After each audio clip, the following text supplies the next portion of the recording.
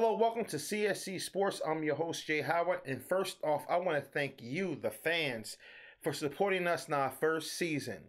The first 25 episodes, you guys made it possible for us to do a second season. This is the first show of the second season of CSC Sports. I want to thank everybody that logged on to www.cscsportswithjhoward.com and watched the show, or went to YouTube, Blip TV, or wherever the episodes were hosted at, and watched the show.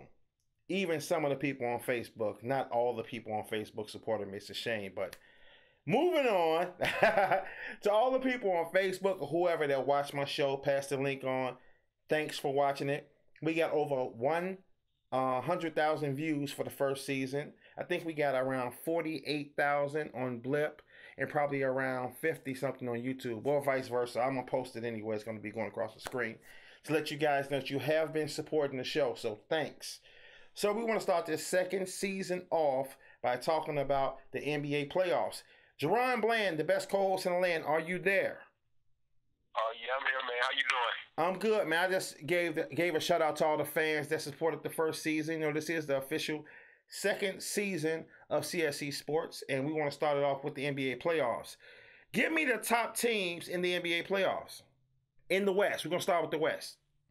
In the West, I'll just give you a rundown of the standings as of right now.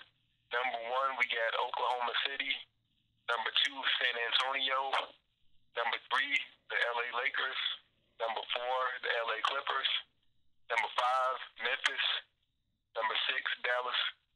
Number 7, Houston. And right now, the number 8 seed is Denver.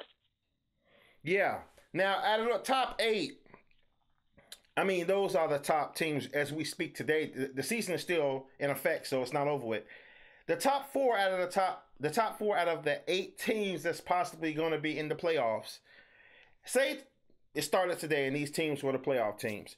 Give me out of the top 4 who you think will be upset at the playoff start today. We'll go home like the San Antonio Spurs did last year. Give me the team. As of right now, I think that team will be the LA Clippers. They right now will be matched up with Memphis in the first round, and I just think Memphis has a better team overall than the Clippers right now. So I think Memphis will move on in that series. Yeah, and the one thing I think that hurts the Clippers is the same thing that might come back to hunt the Bulls. I hate to say this, is that they should have went out and got a 7-footer. A 6'9", 6'10" guy is okay. But you're going to need a 7-footer coming off the bench to help against Memphis. If they played Memphis today, they're going to need a 7-footer because Zach, I mean, he Zebo'd and Debo'd that undersized San Antonio team last year. And I think they're kind of built the same way because Jordan, he doesn't stay on the floor long enough. Blake, he has more athleticism than Zach, but he's moving around all over the place. And when you look at Caron Butler, he has off and on nights. And it's really just a Chris Paul show with some alley-oop catchers. You know what I mean? I don't see enough depth. I think Memphis can beat them also. And I also think Memphis can beat Oklahoma City too. What's your take on that?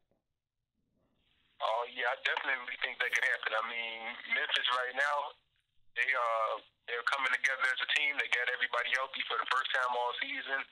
Randolph's back healthy. Right now, they even got him coming off the bench, so I'm not sure if they're going to keep that going in the playoffs, but now they got him coming off the bench, being the go-to guy for the second unit. And their starting lineup has been playing well with Connolly, Marc Gasol, Rudy Gay. So I think that they could beat anybody right now. That's a dangerous team. Now, who are the teams that are at the bottom of the list? You know, that 6, 7, and 8 in the West. They're lurking around. Like I think Phoenix is still lurking, Portland. And is it anybody else that's still lurking at the bottom of that list?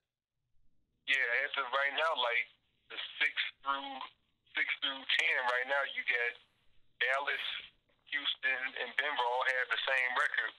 And Utah right now is the number 9 team. They're only a game and a half out, so they got a chance.